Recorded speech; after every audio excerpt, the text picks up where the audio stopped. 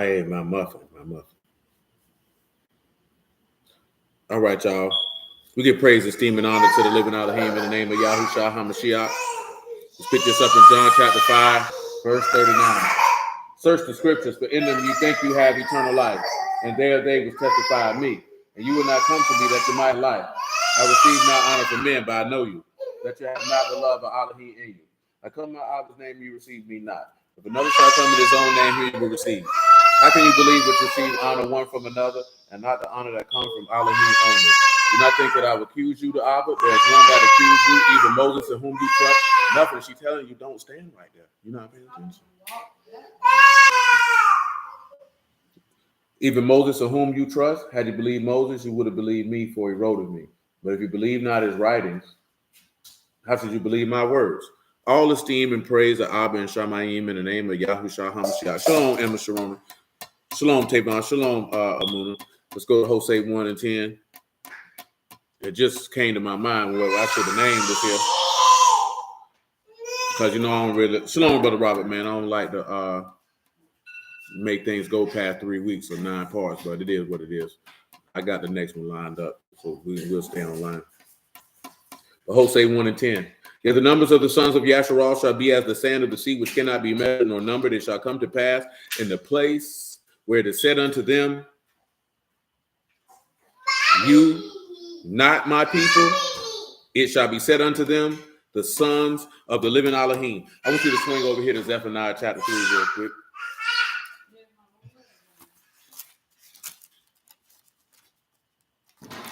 And I know I got something, man, when Mika get here to go over with, because she asked about this here.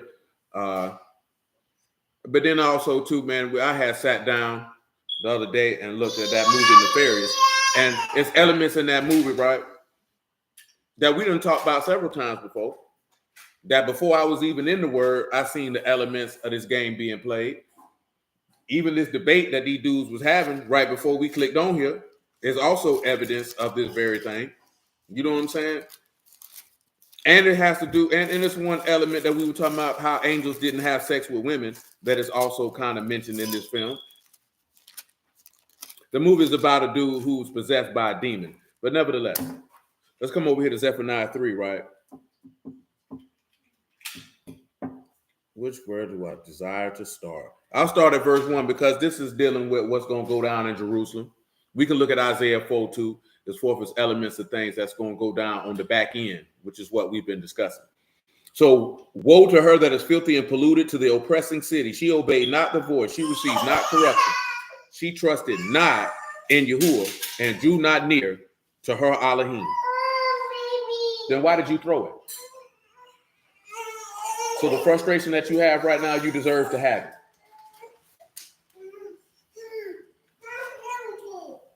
Yes, there's something wrong with you. Her princes within her roaring lions, her judges evening wolves. They know not the bones till the morrow. Her prophets, light, treacherous persons. Her priests have polluted the sanctuary. They've done violence to the law. What's happening with this old man? Shoot, praise Yahuwah. Check it, right? Now, of course, when you're dealing with this here about her priests and prophets being treacherous persons and doing violence to the law, of course, you can't do violence to the law because the law is an inanimate object, if you would. Hey, don't come over here with all that noise. I don't care nothing about no beep beep. Of course, this meaning that they did, what's up, Misha? They did violence to Hamashiach. Shalom, Jay. This is what this is referring to. We're going to look at verse 5. The just Yahuwah in the midst thereof, he will not do iniquity. Every morning do he bring his judgment to light. He fail not, but the unjust know no shame. So let's look at this aspect where he say every morning he bring his judgment to light. Lamentations chapter 3.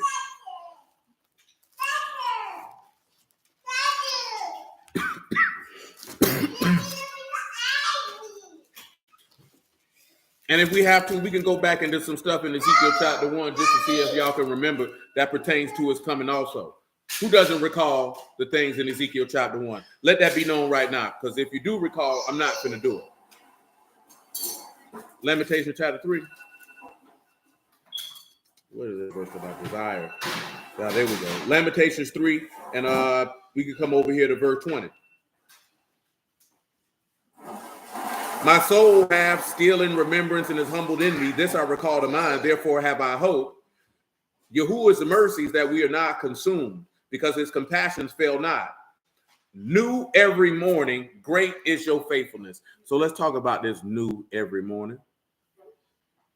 New every morning.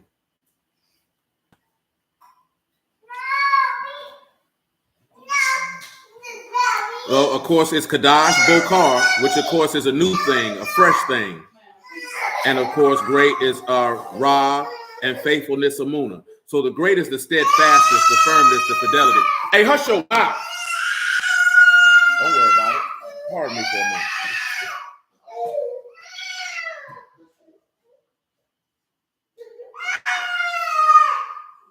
Hey, you better get it together.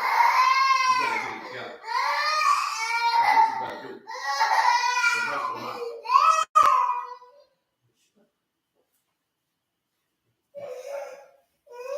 Because this nigga here be thinking she can do what she want to do. Think somebody's supposed to care. I don't care. And she phony with it on top of that. So when you come over here to Zephaniah 3, and you see that every morning he brings his judgment to light, and that every morning his faithfulnesses are renewed. I want you to pause for a moment and think about that. Just pause for a moment and think about that. And what does that mean? But of course, you know, Bakar, every morning he brings his mishpat, his justice, his judgment, his ordinances to light, and that they're faithful. And of course, you can see this somewhat in Psalms 19, if you take your time to look at that. But he say the unjust, the unrighteous know no shame. We just had a conversation with a young woman about that, because as we was discussing the things that are pertained into this movie Nefarious. Now, let me explain to you some of the things in there, because I'm not going to spend an inordinate amount of time discussing this particular film. Now, when you look at the word for unjust in this particular passage, it is aval. It is an unjust one, a perverse one, an unrighteous one.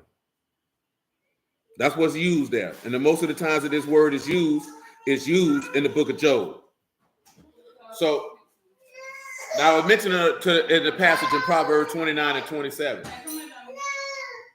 And that's that the unjust are an abomination to the just, and the just are an abomination to the unjust. And in there's somebody who does violent deeds of injustice, an unjust individual. You know what I'm saying? Same word. You're not listening because you're trying to fight with him. No, you said it before then. I did. I heard you. I said it one time.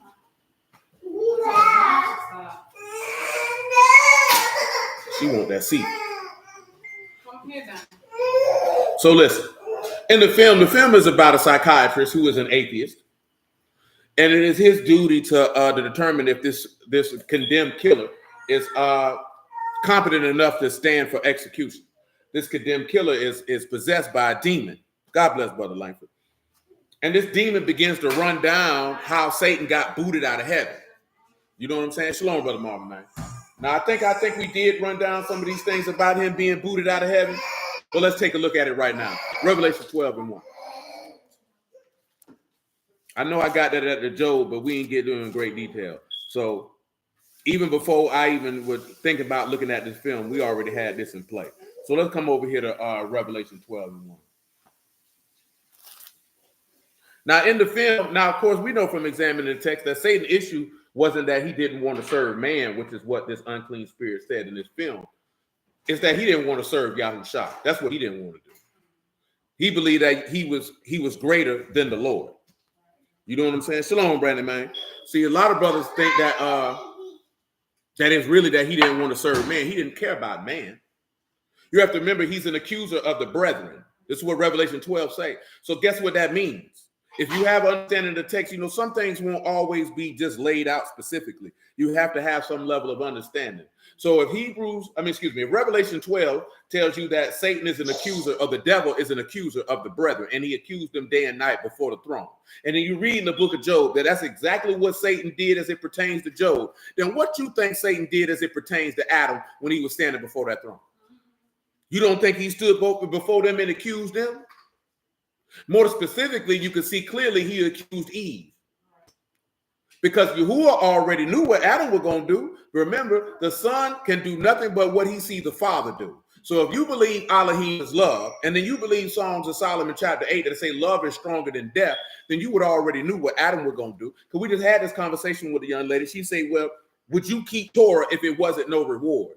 I said, the only reason why we have that thought process is because people lead with the law. They don't lead with faith. Yahuwah, as we talked about the last couple of weeks, Yahuwah ain't never led with no law. Why would Yahuwah lead with law to people who don't know him?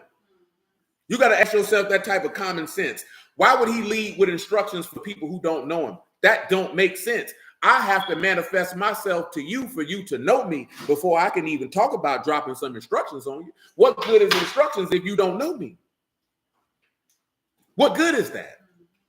That doesn't make any sense. So this particular, in the film, the demon never calls the Father by his name. He calls him the enemy. He never calls Yahushua by his name. He calls him the carpenter.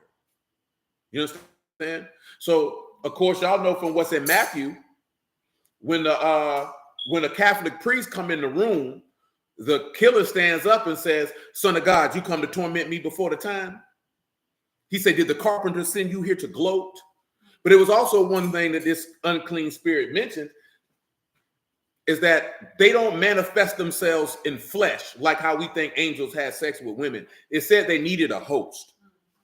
They needed someone to dwell in. And I'm going to ask y'all this question, because we just talked about this before we came on here. When them unclean spirits seen the Lord, what did them unclean spirits say? Can y'all tell me that? Can somebody tell me, when them unclean spirits seen Yahushua, what did they say in the instances that you can recall? Because I know it's several. So in the instances that you can recall, what did they say?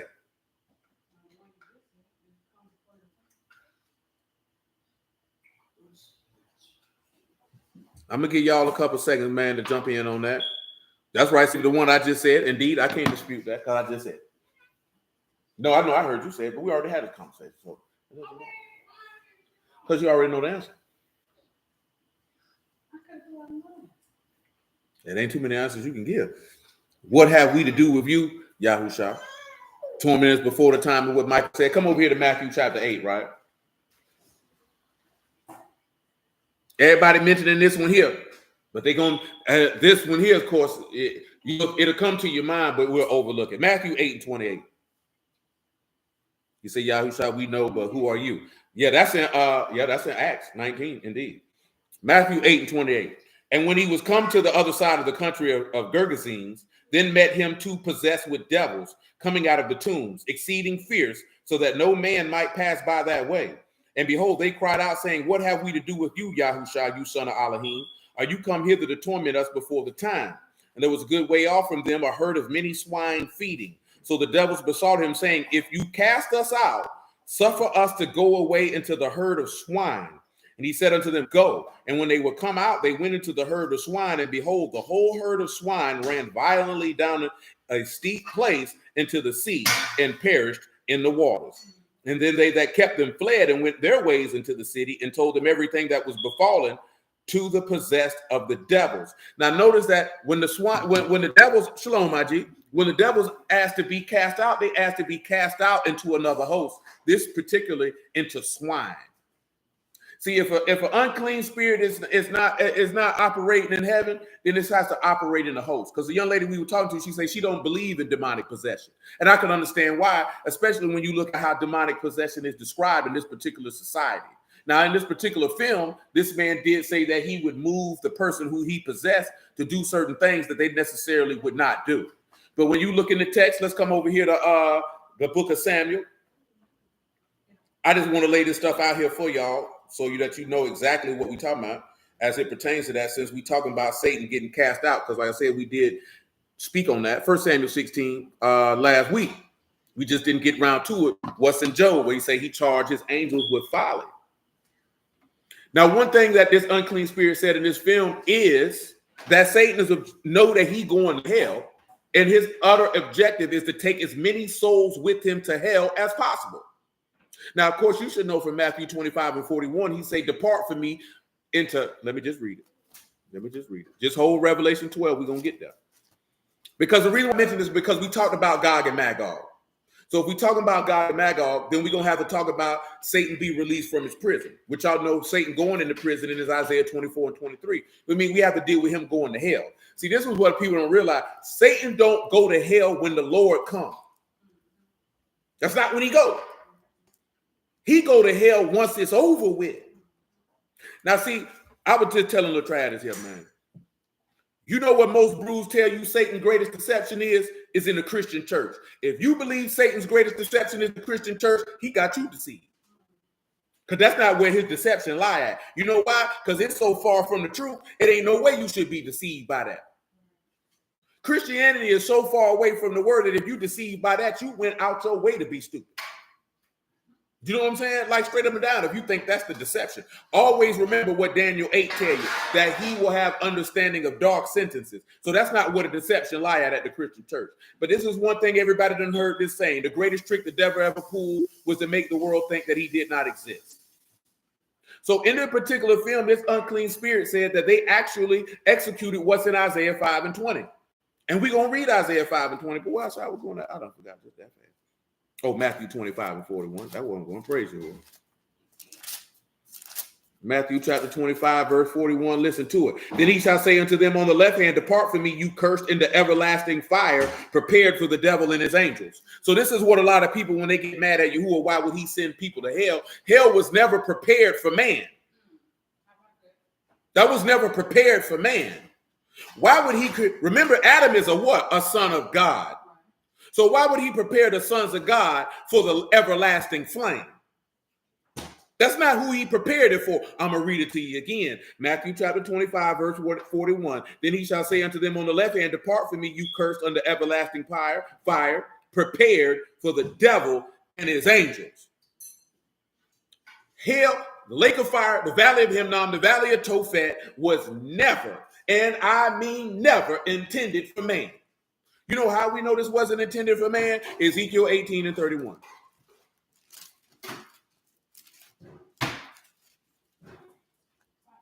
Ezekiel 18 and 29, matter of fact, shoot, make it 26 on general principle.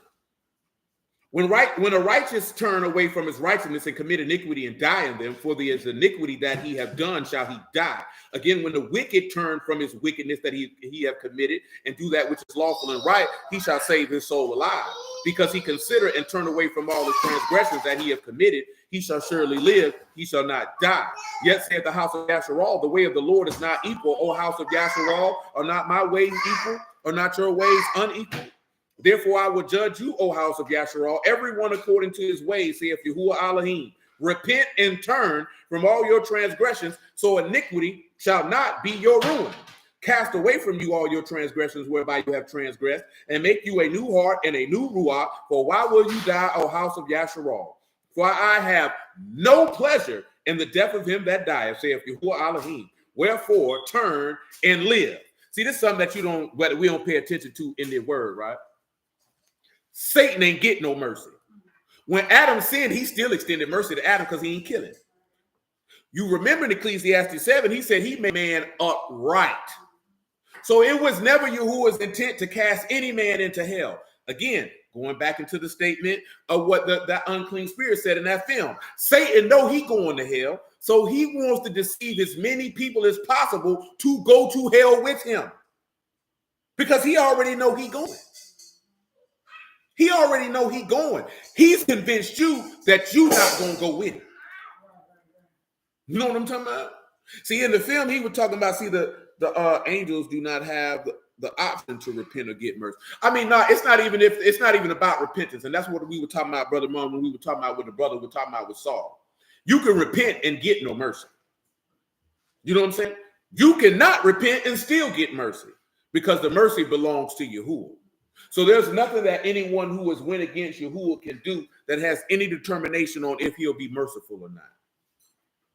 You know what I'm saying? That's outside of our hands. Except in the instance of, like what is said in Psalms, he showed himself merciful to the merciful.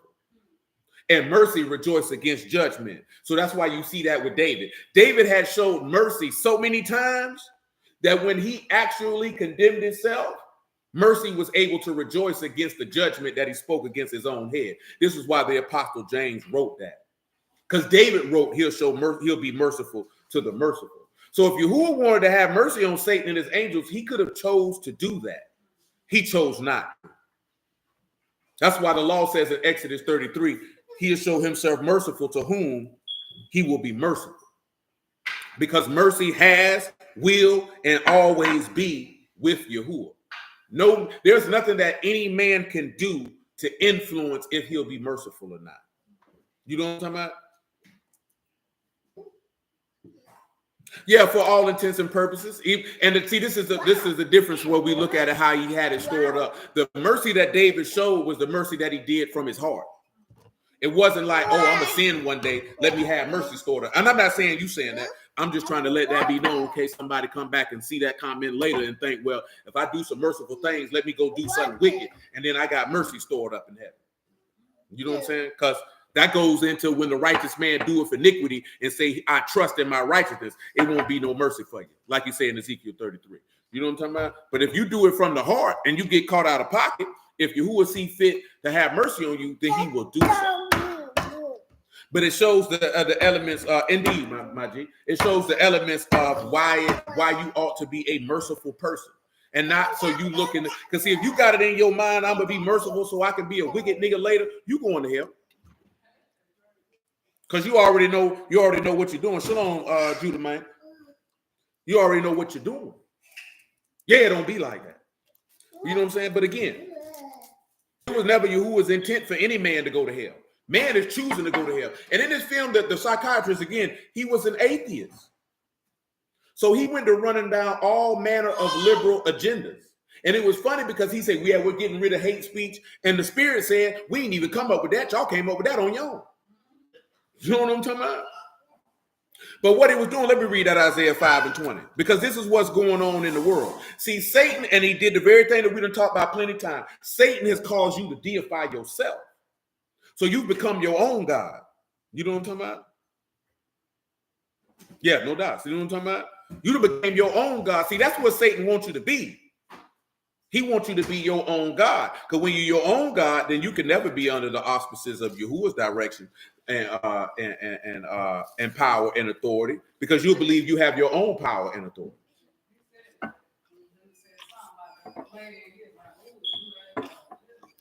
Yeah. Matter of fact, he said that, and then the unclean spirit definitely quoted Aleister Crowley to him. Do as you will shall be the whole of the law. Do what you want to do. He said Satan said that in the garden. Indeed. Stop it. That's exactly why they push that. So when we look at Satan, Satan is not deceiving people through religion. You have to remember this here. All the nations of the earth worship other gods and participated in abominable practices. Before Israel was a nation, they were already doing that. So that's not where the deception lies. The deception lies in causing you to believe that you can be your own Alahym. See, the deception lies into you not wanting to be a son of Alahym, like it says in Psalms 82. Like you don't want to be a son of Alahym, like it said in John 1:12. That's where the deception lies. That why would I want to be a son of God when I can be my own God? See, Satan don't want you to be what the first and second Adam are, which are sons of God. He don't want that to happen. Again, I must reiterate this here. Yahuwah made Adam to be the son of Alahym. He said he made man upright. The lake of fire was never intended for man. Man has made a willful and wanton decision to go there. And you made this decision to go there because you've listened to the serpent. Because Satan already know he going. Listen here, man, let me tell y'all something. You know the most dangerous person to be around? A nigga who ain't got nothing to lose. Nigga who ain't got nothing to lose, you cannot surround yourself or be around somebody who ain't got nothing to lose.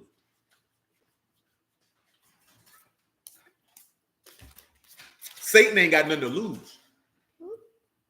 So when you see that he ain't got nothing to lose, that's why he moved how he moved. This is why Paul said we are not ignorant of Satan's devices. You can't be walking around here like Boo-Foo the fool, because he gonna get you. We can't even be really going around here how a lot of brews want to tell you the white man is the devil, the Bible. Look here, man, you're going to go to hell. Because that man going to run a game on you. You're going to go for it. That's right, man. Say, uh-oh. You all right? Yeah, I caught you. I know it. You caught you. Oh, dude. You tough. You tough.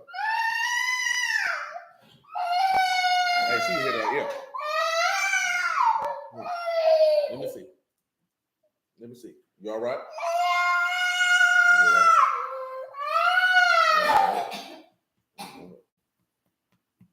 So like I said, right, and I've been telling y'all this for a long time. Satan is a buster. See, again, we ascribe more power to the devil than what he possesses. And again, I'm reiterating this when we talk about this here. Satan can't be a son of God. So you can't say Job says that Satan is a son of God, which lets you know he can't be Lucifer. You can't be a son of God and a sinner. Satan is rejected. He's reprobate. That means he's cut off from the genealogy. You can't be a son and a sinner and be in the genealogy of God. That's not how that works. And we know this because Cain is not in the genealogy of Adam. Cain is the firstborn son. He's supposed to be there. Where Seth is, Cain's supposed to be. But Cain can't be there because Cain is a murderer. He hated his brother without cause. And you know the Apostle John told you, no murderer have eternal life abiding in him. And he said, you know that we have overcome death and moved into life when we have love for the brethren. So Alahym is love. If Cain ain't got no love, how he going to be in the bloodline? He can't be there. See, we have to put all this other stuff to the side that we be on and look at the word for the standard that Yahuwah has laid out. When we say Satan, the son of God, we blaspheme. We don't realize that because ain't nobody never told us that. That man say a son inherit all things. Now you tell me what Satan inherited besides fire and worms. So he can't be a son. He ain't inheriting nothing. So he's excluded. Cain ain't getting no inheritance. I mention this here because it causes us to believe that we can be as disobedient, faithless, unbelieving, wicked, and abominable as Satan and still think you're going to get a reward. You know what I'm saying? You got to pay attention to what these niggas selling us, man. They selling us bad dope. They really selling us what that unclean spirit in that movie was saying. That you can live and be any kind of way and still get something. You know in that movie that unclean spirit said the greatest mistake they made was killing the carpenter? That's what he said. He said we didn't understand the seriousness of the carpenter dying. Do you not recall that the book say that Satan jumped into Judas to do that? Do you not recall in John 16 he say it's expedient that I go away? He said because now the prince of this world has been judged. What you think he was judged by? It's over with for him. He said he's been doomed ever since he's been kicked out of heaven. That's right. He's been doomed the whole time. Okay, Brother Herman said he's seen that film. That's why it's bad to teach all Yasharal to be saved no matter your life. I'm trying to tell you. You know why it's bad also to teach that? Because it ain't about being an Israelite on this go-round. You're going to have to be a son of God like the first Adam bloodline. See, that's what a lot of dudes don't want to pay attention to, you dig? There is, even when you're dealing with Shem, there is no nationality when you're dealing with Adam and his bloodline. It's strict. Their nationality is Yahuwah. Let me take you out of Alahym. That's what their nationality is. See, Mo Bruce ain't gonna tell you that. How many of y'all done heard say, well, is Adam an Israelite? What's Adam's nationality? And none of these niggas will tell you, God. That's what Adam's nationality is. Yahuwah, Alahym, Adam, Seth, Enoch, Methuselah, Lamech, Noah, Shem. Their nationality is God. See, now we in trouble if we look at that and pay attention to that. Because if they come from Alahym, that means they live for Alahym. How do you think Enoch was able to be translated? It ain't hard to translate somebody who from your family. He said, I'm going to take him. I want that one. Oh, they don't want to hear that. Uh-oh. See, now we're going to be in trouble. Because now when we see John 1 and 12, and he said he gave us power to become the sons of Alahym, we already talked about this, not by the will of man, because Adam wasn't a son of God by the will of man. Adam wasn't a son of God by blood. Adam wasn't a son of God by the will of the flesh. Adam was a son of God by God. So when you look at how he created Adam in his bloodline, it was always, he didn't want to put Adam out the garden. It was his intent for the sons of Alahym to dwell with Alahym for eternity. That's what the plan. It's forfeits on the natural sense. We know the Lamb was slain from the foundation of the world because he knew what man was going to do. But listen, this man already said, you know what the plan was. The plan was for the sons of Alahym to dwell with him. That was the plan. So all this other stuff we got going on, that's our stuff. That's not his plan. See, we want to make our stuff his plan. That's why we ineffective with the word right now. It's forth its application, salvation, and elevation as it pertains to being like Alahym, because we worry about the wrong things. You dig? So listen, Isaiah 5:20, you dig? We're going to work it out like this here. I'm going to work verse 13 in there because that's how I feel. Dookie J, what you doing? Dookie. Fat head, baby. Huh? Wow. Wow. Hey, hush. I understand. Wow. But I see you put it on. Well, I see that's got you excited. Very well. I'm going to use verse 11. Yeah, I'm going to use verse 11. Woe unto them that rise up early in the morning, that they may follow strong drink and continue until night, and wine and flame them. That man say destruction to you niggas want to get up and get drunk all day. And the harp and the viol and the tabret and the pipe and the wine are in their feast, but they regard not the work of Yahuwah, neither consider the operation of your hand. He said, you at these feast days getting drunk, and you don't consider Yahuwah and how he operates. We still holding Zephaniah 3 and Revelation 12, by the way. I'll probably come back to Zephaniah and wrap that one up when I finish this Isaiah 5, so we can be done with that. We ain't got much left on that. I didn't want you to look at what he mean when he said they don't understand the operation of his hands, or consider, the operation of his hands. I want you to look at operation. It's a word that you know. It is maseh. That's the work, the business, the pursuit, the undertaking, the enterprise, the deeds, the work of Alahym. We don't consider the work of Alahym because what we want to be the work of Alahym is not the work of Alahym. Let's continue with the next thing he said. Therefore, my people are gone in captivity because no knowledge, and their honorable men famished, and the multitude dried up with thirst. That means you don't have the knowledge of God. So therefore, everybody's hungry. Remember, he said there'd be a famine in the land, but not for bread. And then he said you thirsty because it ain't no ruach. And when you look at all these people, you see they dried up from hunger, and they thirsty is all outdoor because ain't no ruach and none of this stuff these niggas teaching. He said, therefore, hell have enlarged herself and opened her mouth without measure. And their esteem and the multitude and their pomp, and he that rejoice shall descend into it. He said, because of that, everybody hitting the grave. The people are dying, is what he's telling. So what Isaiah is saying to them during the time of Judah is no different than what's going on right now. He said, the mean man shall be brought down, the mighty man shall be humbled, and the eyes of the lofty shall be humbled. Yahuwah of hosts shall be exalted in judgment, and Alahym that is Kadash shall be sanctified in righteousness. Then shall the lambs feed after their manner, and the waste places of the fat ones shall strangers eat. Woe unto them that draw iniquity with cords of vanity, and sin as it were with the cart rope. They say, let him make speed, hasten his work, that we may see. Let the counsel of the Kadash one of Yasharal draw near, and come that we may know. Woe unto them that call evil good and good evil, that put darkness for light and light for darkness, that put bitter for sweet and sweet for bitter. Woe unto them, wise in their own eyes and prudent in their own sight. Woe unto mighty to drink wine, men of strength to mingle strong drink, which justify the wicked for reward and take away the righteousness of the righteous from him. Therefore, as the fire devour the stubble and the flame consume the chaff, their root shall be rottenness, their blossom shall go up as dust, because they've cast away the law of Yahuwah of hosts and despised the word of the Kadash one. And that's all that unclean spirit in that movie was saying that they wanted you to do. You know what I'm talking about? Is to put bitter for sweet and sweet for bitter, and to call good evil and evil good. That's what's going on out here.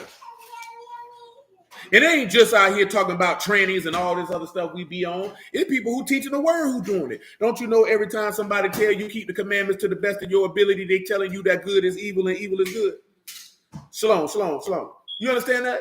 Because Yahuwah never told you to do nothing to your best ability. You know what he told you to do? Love him with all your heart, strength, might, and soul. Where's the best ability into that? Have you ever loved something with every ounce of your being?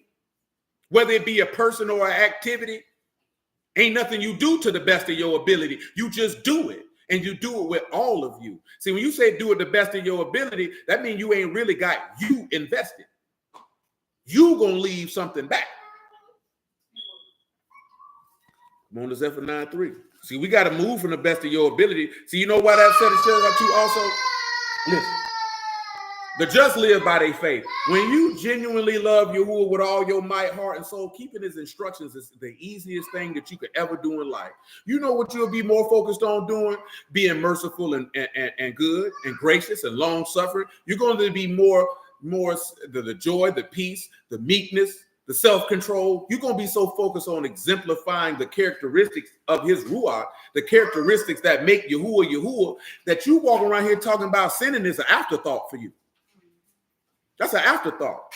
Does that mean that you won't have struggles in the flesh that pertain to holding on to the faith? Yeah, that's a different conversation. You know what I'm talking about? Because you're going to be tested and tried to see if you come out like pure gold. See, that's a different conversation.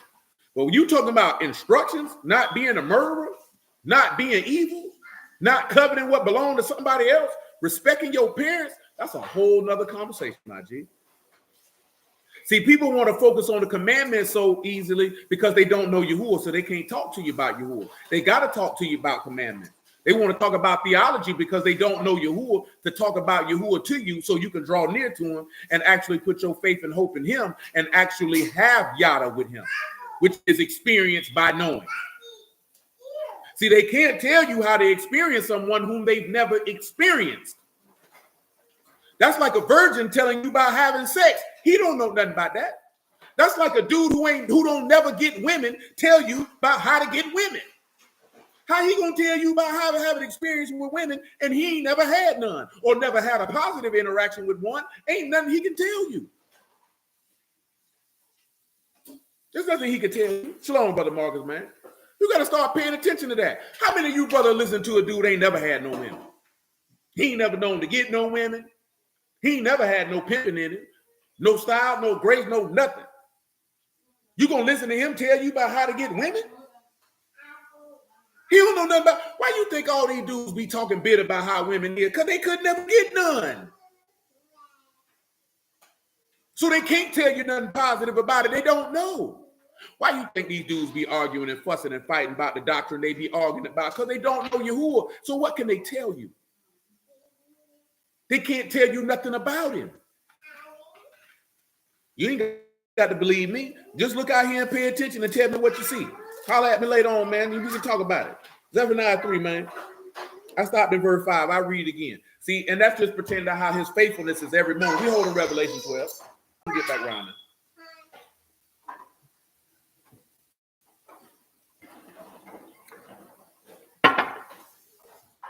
The just Yahuwah in the midst thereof. He will do no iniquity. Every morning do he bring his judgment to light. He fail not, but the unjust know no shame.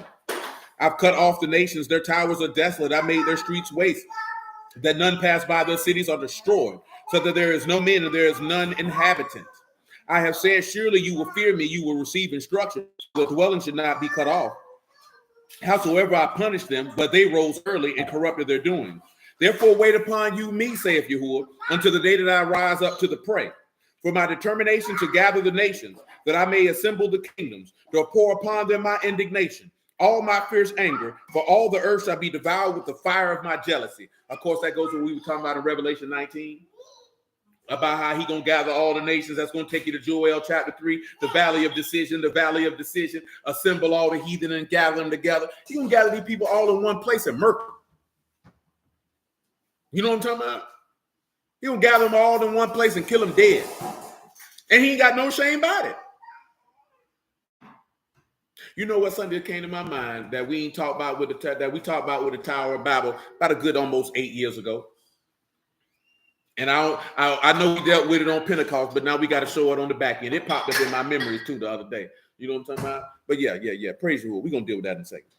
He said, for then I would turn all the people to a pure language, that they may all call upon the name of Yahuwah to serve him with one consent. Well, shoot, we here early. Let's go ahead and do it now. Notice that he said he'll turn the people to a what?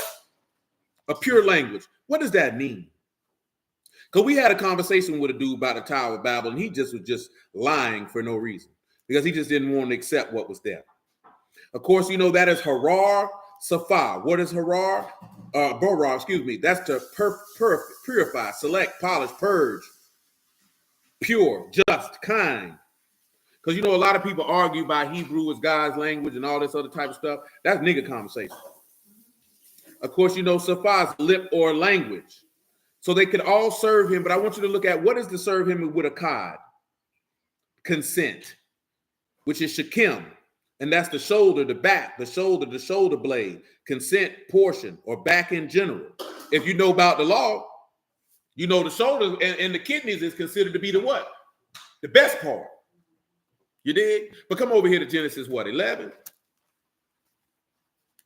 Because everybody look at the Tower of Babel and it automatically equates it to wickedness.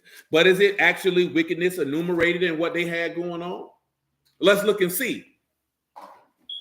Genesis 11:1, and the whole earth was of one language and one speech. Now you seen as Zephaniah, he said that's what he turning everybody back to, correct? That's what he said he turning everybody back to. We're going to look at one language and one speech, just so clear. Again, language is Safar, speech is Debar. Everybody speaking the same word. Oh, my lamb. Ain't that what he said? You'll have one Ruach, one faith, one immersion, one baptism, one Alahym through all and you all. Don't Paul say, let me come over here to 1 Corinthians chapter 1, man. Talk to me for a second, man. Walk with me for a minute. I think it's 1 Corinthians 1 that I desire. There it is. 1 Corinthians 1 and 10, but I'm gonna pick you up in verse 3. No doubt. Amen. Grace unto you, and this is 1 Corinthians 1 and 3. Grace unto you and shalom from Alahym our Abba and the Lord Yahushua HaMashiach. I thank my Alahym always on your behalf for the grace of Alahym, which is given you by Yahushua HaMashiach, that in everything you are enriched by him in all utterance and all knowledge. And everything we're supposed to do, every word that gets spoken, every piece of knowledge of God, we're supposed to be made richer because of it. If you're not being better because of it, what is the person talking about who you're listening to? Even as the testimony of a Mashiach was confirmed in you. See, when you get the Ruach HaKadosh, that's how you confirm that the testimony in you. How is I was telling Mika this the other day. Some of y'all who've been around here, y'all know this here. There was a time period, man, we'd hit 70, 80 precepts at a time. And you know why we used to do that? Not because I just wanted to look at how much I know and this, that, there, and the third. I understood and knew. The people in the text that you read in Acts received the Ruach so fast when they heard the gospel preached because they already knew the word. They already knew it. They just didn't know it was testifying of the Son. We're a generation of people who don't know the word for real. So you need as much word as possible in order to receive the gift that everybody ought to be out here trying to get. So that means that we got to put a whole lot of word out here so you actually know the word. You understand? Now, at this particular point, you know, we had to dial that back because the people were being overwhelmed. But now, of course, for some of y'all walking down now for 8, 9, 10 years, we done pretty much covered every avenue of this book. Now, of course, we have to stir up our pure minds by way of remembrance and go back over things. But in order to receive the Ruach, you have to know the word. You can't receive the Ruach and you don't know it because you don't even know why you believe what you believe. You don't even know what's in there. Most of us are only familiar with certain stories. You don't really know the word. It's about knowing the word so you know your Alahym. But continue on. So that you come behind in no gift, waiting for the coming of our Lord Yahushua HaMashiach, who shall also confirm you unto the end, blameless in the day of our Lord Yahushua HaMashiach. Alahym faithful, by whom you were called unto the fellowship of his Son, Yahushua HaMashiach our Lord. Now I beseech you, brethren, by the name of our Lord Yahushua HaMashiach, that you all speak the same thing. Is that not what you're seeing right here in Genesis 11? Is you not seeing that's what it's saying in Zephaniah 3? And there be no divisions among you, but you be perfectly joined together in the same mind and in the same judgment. Now come back over here to Genesis, right? Genesis 11:1 again. And the whole earth was of one language and one speech. And it came to pass as they journeyed from the east that they found a plain in the land of Shinar, and they dwelt there. And they said one to another, go, let us make brick and burn them thoroughly. And they had brick for stone, and slime they had for mortar.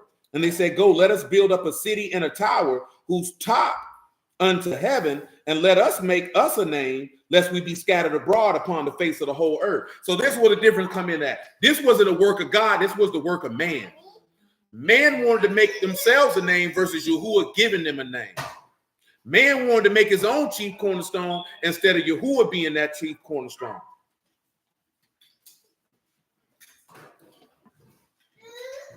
That's right, scattered abroad. Let's look at the next part of it. You just got to look and pay attention.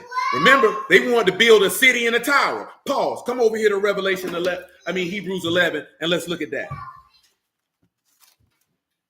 So again, this to a certain extent, if we wanted to run this down, this will show you how you would want to seek to be justified by the law versus justified by faith, if you would. Because it would be by your own works versus it being by Alahym. And I'm going to show you that in a second. Hebrews 11 and 12, and then from Hebrews 11 and 12 to Romans chapter 4.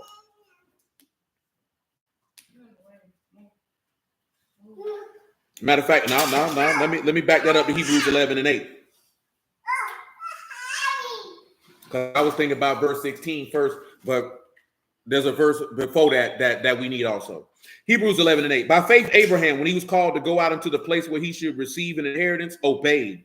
And when he went out, not knowing where he went, by faith he sojourned in the land of promise as a strange country, dwelling in tabernacles with Isaac and Jacob, the heirs with him of the same promise. For he looked for a city which had foundations, whose builder and maker Alahym. You see that? Now we've seen in Genesis 11, who was trying to build a city? They were trying to build a city. They didn't want a city that was built by God. See, that's the same way how we move now. We want stuff that's not built by Alahym. We want stuff that's not built by Abba. We want stuff that's not built by Yahuwah, so that you can have your own name. Because you don't necessarily you don't want him to give you a name. You want your own name. See, we can read that in Revelation 3 and 12. We can read that in a second. Through faith, this is verse 11 of Hebrews 11. Through faith also Sarah herself received strength to conceive seed and was delivered of a child when she was past age, because she judged him faithful who had promised. Therefore sprang there even of one, him as good as dead, as the stars of the sky in multitude, as the sand of the sea, which is by seashore innumerable. Taking us back to where we started at in Hosea 1 and 10, showing you the sons of God, which you can read in Revelation 7, a multitude that cannot be numbered. I'm going to say that Hebrews 11, which is accurate, is the hall of Amunah, the hall of fame of the faithful, if you would.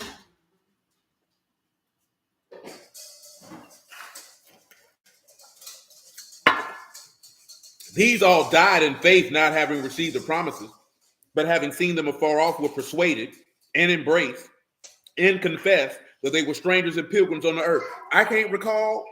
I had to find it. But we went through that Hebrews 11 and 13 some years back on what that meant with each one of those things as it pertains to being persuaded of this man's promises, embracing those promises, and then confessing that you were a stranger amongst all these people. Hold on, he said, does this also explain the works of man as filthy rag? That's a different conversation. And I'll run that down for you in just a second, Brother Herman. That's a different conversation. He said, for they that say such things declare plainly that they seek a country. And truly, if they had been mindful of that from whence they came out, they may have opportunity to return, which is what you see in Genesis 11. But now they desire a better, that is a heavenly, wherefore Alahym is not ashamed to be called their Alahym, for he hath prepared for them a city. See, these people were trying to prepare their own city. So they were doing something without Alahym, which is what happens when you don't operate by faith. Come over here to Revelation 3 and 12. And then we go to Romans 4. He said, him that overcome will I make a pillar in the temple of my Alahym, and he shall go no more out. And I will write upon him the name of my Alahym, in the city of my Alahym, New Jerusalem, which come down out of Shamahim from Alahym, and my new name. Now listen. Being made a pillar in the temple or being made a pillar in his house. Now they wanted to make a tower. You know, from Proverbs they say the name of Yahuwah is a strong tower. And they that run into it they are safe. You know what I'm talking about? So come over here to Romans 4. So when you look at what they were doing in Genesis 11 and you have understanding, you see that it's the difference of being justified by the law versus being justified by faith. They were trying to be justified by their own works versus being justified by Yahuwah, which is a lot of people's problem.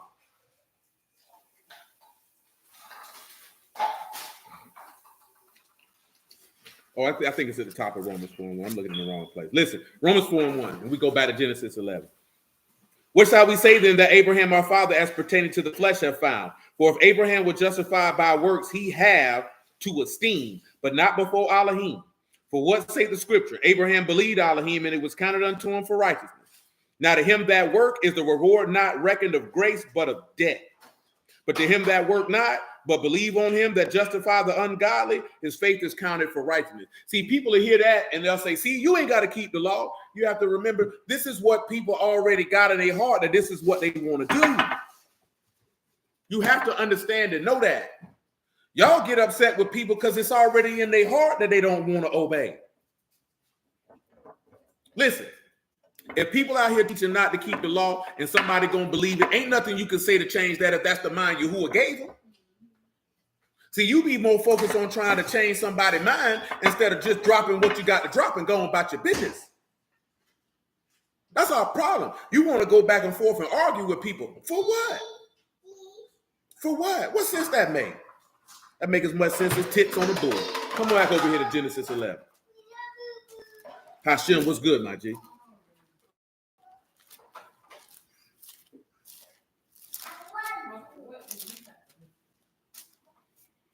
So when we hear over here in verse 4 one more time, you dig? Genesis 11, excuse me. And they said, let it go. Let us build us a city and a tower whose top under heaven, and let us make a name, lest we be scattered abroad upon the face of the whole earth. Now, I didn't read that verse because he told you in Revelation that he'll give you a name that no man know except he that got it. And then you remember in Genesis, Adam named everybody, which is why you turn around and see Mashiach naming everybody. Yeah, we ain't got to that part yet. I know I'm getting ahead of myself. You know what I'm saying? But listen, in this instance, they trying to be justified with God by their own work. Not that these people were trying to get to heaven and fight God like the people tell you. It don't say that in here nowhere. They were trying to justify themselves in his eyesight to be with him because they didn't realize you're not going to go be with him. He going to come be with you.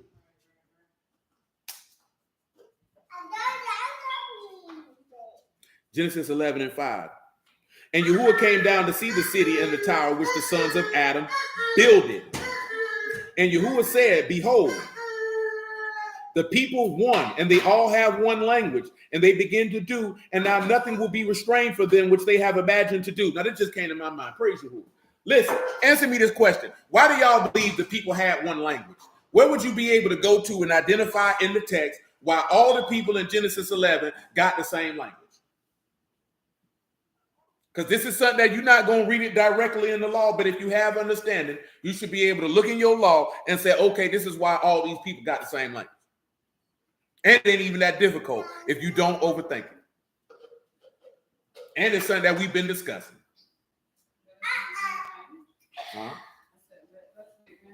Well, you're going a little bit past the mark, but that's in the general vicinity. Well, you're going too far back, not past the mark, excuse me. You went too far back.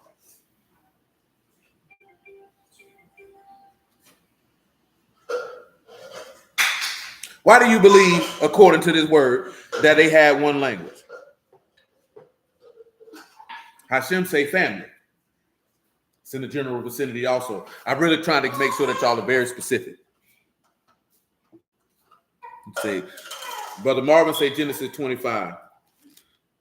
Now, I think the audio's still good, Brother Herman. I don't know what happened with that. You talking about Eber was born 2 sons, 1 piece back in the days. In his days was the earth divided, and his brother named Joktan. Oh, no, that's not it.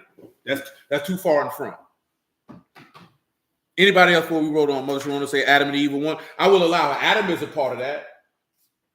Now remember, right? How many genealogies you got in your law? You got how many? 2, correct? Who is Cain to Adam? That's his son, correct? So that means whatever language Adam was speaking, guess what Cain gonna speak? The same language. So when Adam has his bloodline of people, as Sean just put on here, the sons of God, what language all Adam's offspring gonna speak? The same language. So what language Cain's offspring gonna speak? Because how could the sons of God mate with the daughters of men if they spoke different languages? They're all gonna speak the same language. So that means when the flood came, who got saved? Noah and his 3 sons. They all spake the same language. Then, of course, Noah's sons and his wife and their wives had their offspring. They all spake the same language. So the language they were speaking was the language that Yahuwah gave to Adam, whatever language that is, because it don't specify. So everybody spoke that. You know what I'm saying? So you just want to look at your 2 genealogies with Cain and Adam and see that these are all the same people. So they all going to have the same speech to communicate. Now, of course, when you see, of course, with the scattering of the languages will come, because, of course, now you got 3 different people groups, Ham, Shem, and Yafet, and they all finna go in their different directions. And, of course, you know Ham and Yafet were cut off from the genealogies of the sons of God when you look in Luke chapter 3. Let's go back over here to Genesis 11 and 6. Yahuwah said, behold, the people, one, and they all have one language. And this they began to do. And now nothing will be restrained from them, which they have imagined to do. Now, what Brother Marvin mentioned in Genesis chapter 10 is the descendants of Noah. So now you see all these people groups from Genesis 10 that descend from these 3 men, Ham, Shem, and Yafet. I'll read you verse 1 of that. We're not going to read all these people genealogies. Genesis 10 and 1. Now these the generations of the sons of Noah, Shem, Ham, and Yafet, and to them were the sons born after the flood. Listen. This is where you know these people go out of pocket with saying that the sons of God was angels having sex with women. Angels still had interactions with human beings after the flood. Why were they not having sex with women after that? Because I know I called for 1 Samuel 16 and 14, and we ain't go around there yet. But why wasn't they knocking down women after that? Listen, right? If the book says Satan know he got but a short time to cause havoc and he evil as hell, you think he want to make a pit stop for some yams? If he trying to condemn as many souls as possible, and you think he making some pit stop for some yams, and then on top of that, let me read you Daniel 11 about the wicked bastard, how you know the angels wasn't chasing no yams. The same way the Son of God wasn't chasing no yams. You know why a lot of people think people chase yams? Because that's what you worried about. See, man's mind is always overcome with the desire for sexual gratification. And when I say man, I'm talking about men and women. Because let's cut the crap and not act like women don't want to have sex. I don't know why people be walking around here telling that lie. Everybody want to have sex for the most part. Some people want to have it more than others, and some are more controlled by it than others. Some people have a greater handle on their libido, and some people are unrestrained in their libido. They want to have sex with any and everything that they see. You know what's funny? They was having a conversation in one of them rooms about what the definition of a hoe is. And do you know what the actual definition is? Once you done have sex with more than one person, by definition, you classified as a hoe. Let me read it to you. I'm going to give you definition of hoe, and then I'm going to give you definition of whore. I'm going to start with whore first. What is a whore? It's a prostitute. What is a harlot? A person who has sex with someone in the exchange for money. A prostitute. Can a man be a harlot? Yes. Of course you know a man can be a harlot, because these boys selling booty hole out here. What is a whore? That is a person who engages in sexual intercourse for pay. Also a promiscuous or immoral woman. A man who engages in sexual acts for money. An unscrupulous person. Also, to pursue a faithless, unworthy, idolatrous desire. We had to make sure we threw that in there. Had to make sure we threw that in there. Now, what is a hoe? You know what I'm saying? See, down here, we grew up on JT Money, so, you know, I hate hoes, and hoes hate me. You know what I'm talking about? Y'all know nothing about that. That's too young. Y'all too young for that. I'm sorry. I should have told you.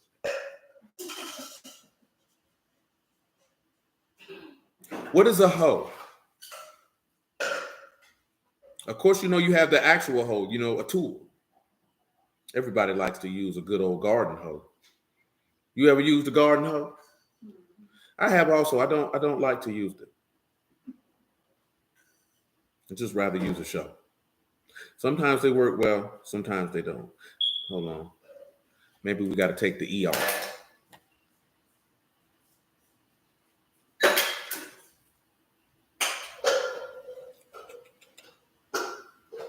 I know you know, but you know, some people on here may not know what I'm talking about.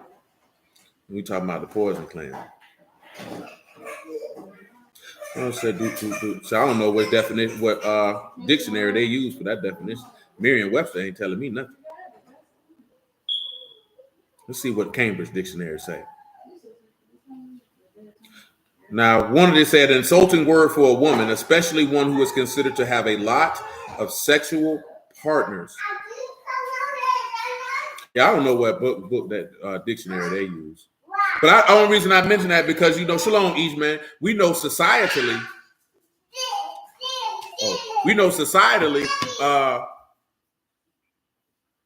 at least as far as Yahuwah is concerned, that once you had more sex with more than one man, you were considered a whore.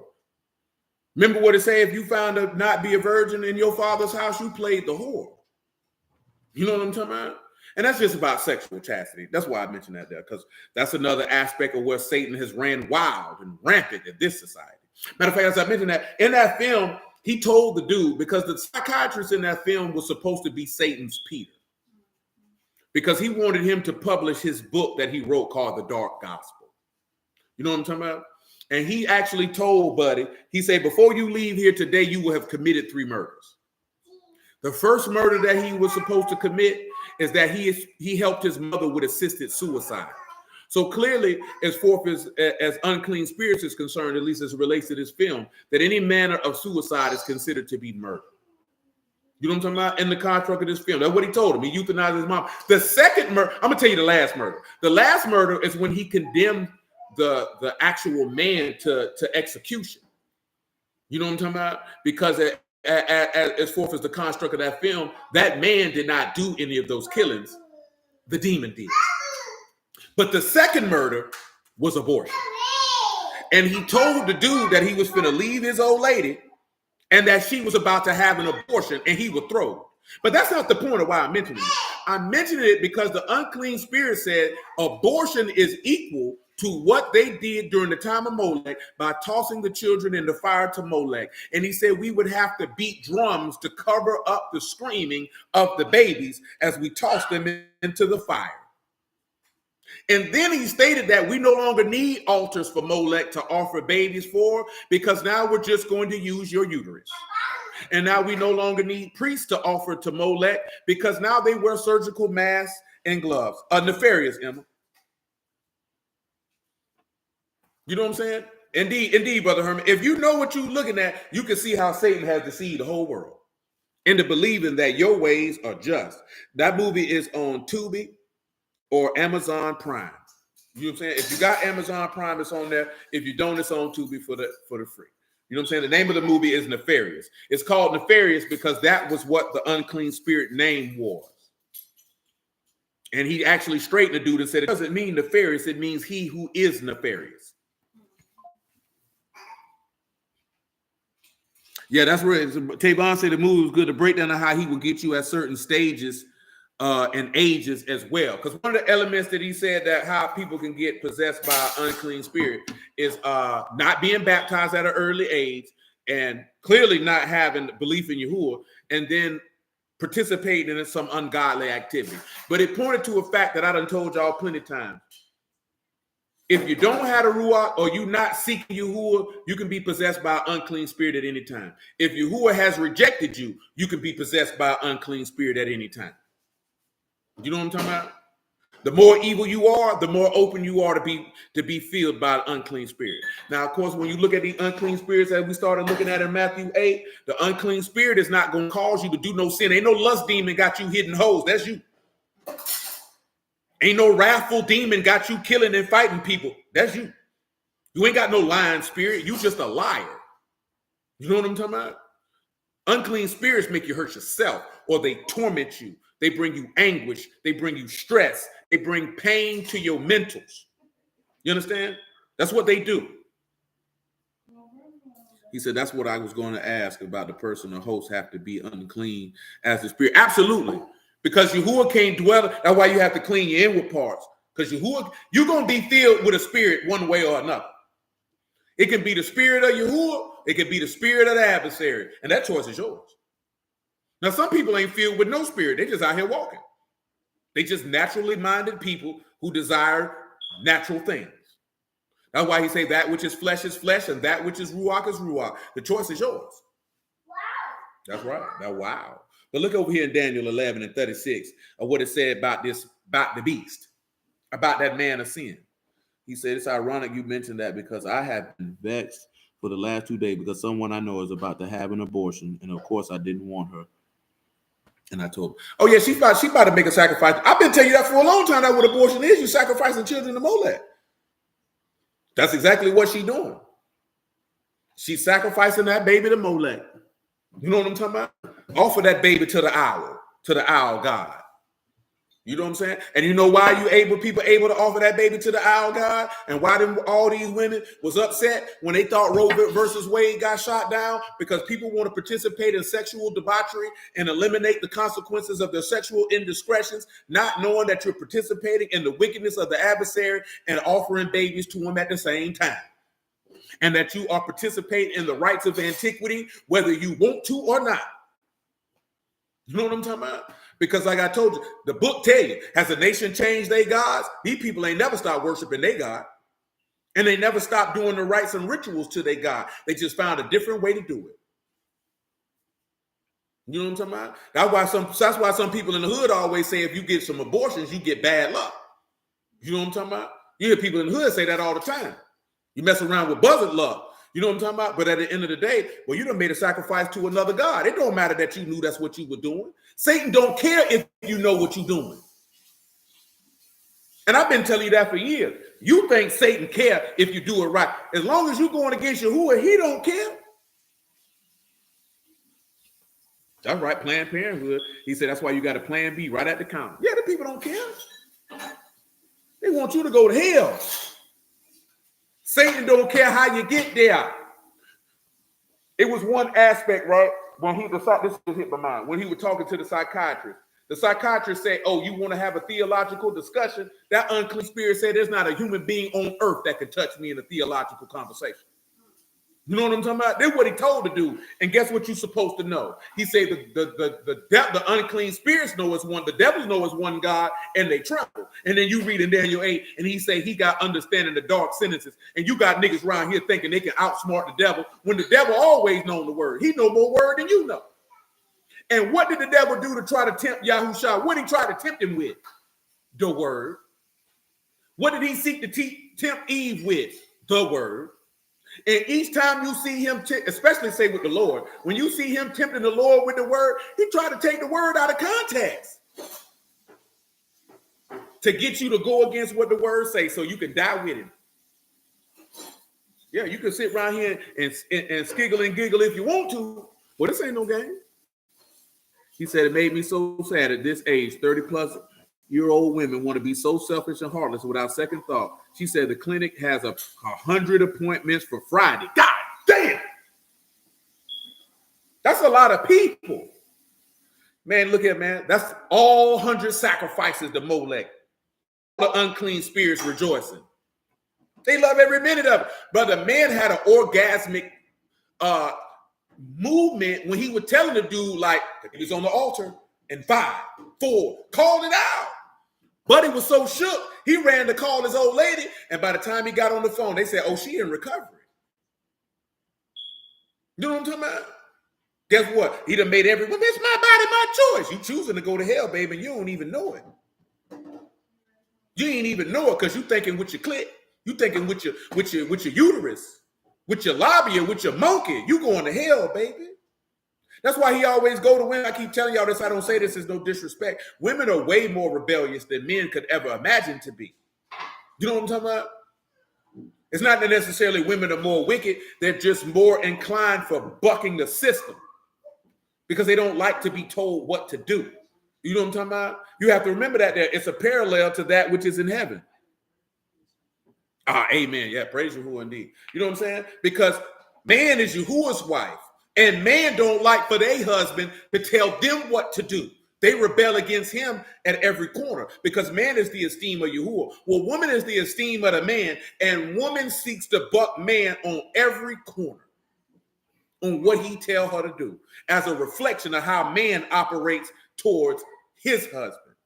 See, we don't have enough understanding to pay attention to that. You know what I'm saying? This is how you know everybody going to hell. Shoot, let her do it. Shoot, this is our job. She want to work herself, let her work herself. Daniel 11:36. And the king shall do according to his will. He shall exalt himself and magnify himself above every god. He shall speak marvelous things against the God of gods, and he shall prosper till the indignation be accomplished. For that is determined shall be done. That's what that unclean spirit said he wanted to do to man in that movie. And that's exactly how the beast, who is filled with the spirit of Satan, according to 2 Thessalonians chapter 2 and Revelation 13, that's how he operates. He magnifying himself. Look at what you see out here. People are their own God. See, y'all so worried about they saying the law done away with. Baby, the law being done away with teaching is the least of your concerns. Because man is being deified in his own eyes out here, whether he in the church or not. See, you so worried about what they doing in the church that you missing on what's going on in the whole world. Since you don't know how Satan kick his game, you worry about they changed that stuff in church, the law done away with. Boy, you in trouble. What you say? Yeah. That man said he walk around like a lion, seeking to whom he may devour. Then this man is a trickster. He a game runner. Shalom, Brother Nate. He a game runner. He's a tempter. Listen, all Satan can do is tempt and accuse. That's all he can do. Now, the same way this unclean spirit knew the weaknesses of this psychiatrist, don't you think that, I've been telling you this for years, Satan know where you're weak at too. Satan know. Satan know what your traumas is too. He gonna use that so you can sin. He gonna put that what it is you desire the most right in your face. See, he already knew the Lord had all the kingdoms and all the riches of the earth. Let me see if I can get him to go against the word for that. He already play with it if you want to, and you're gonna get caught up. You're gonna get caught up. Boy, he gonna get people in some of the most eventful ways possible. This man gonna get people in ways that they think is gonna be good for the benefit of the people, but it's really gonna be a scheme to take you there. That's why he say, what good is it if a man gain the whole world and lose his soul? What gain you got out of that, baby? You got to weigh and consider this thing out, man, because it's not a game. If you don't weigh and consider this thing out, well, that man gonna take you down, up and through there, man. He gonna take you down and up and through there. You hear me? Verse 37, right? Neither shall he, this is Daniel 11, neither shall he regard the God of his fathers, nor the desire of women, nor regard any God, for he shall magnify himself above all. Let's look at that when he say he won't desire the women. Then we go back to Genesis 11.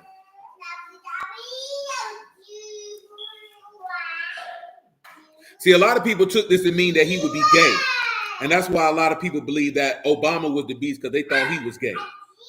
When you look at desire, that's kimdah. That is that which is desirable, that which is pleasant, that which is precious.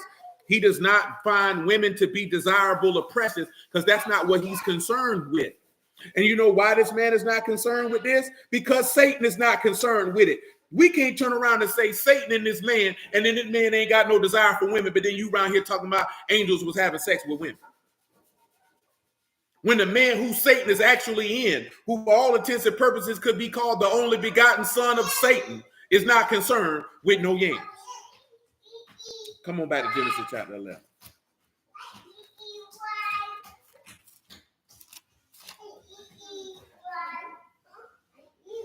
Because I done told y'all that before. You think Yahushua was walking around here like, ooh, boy, I need me some yams. That man wasn't concerned with that.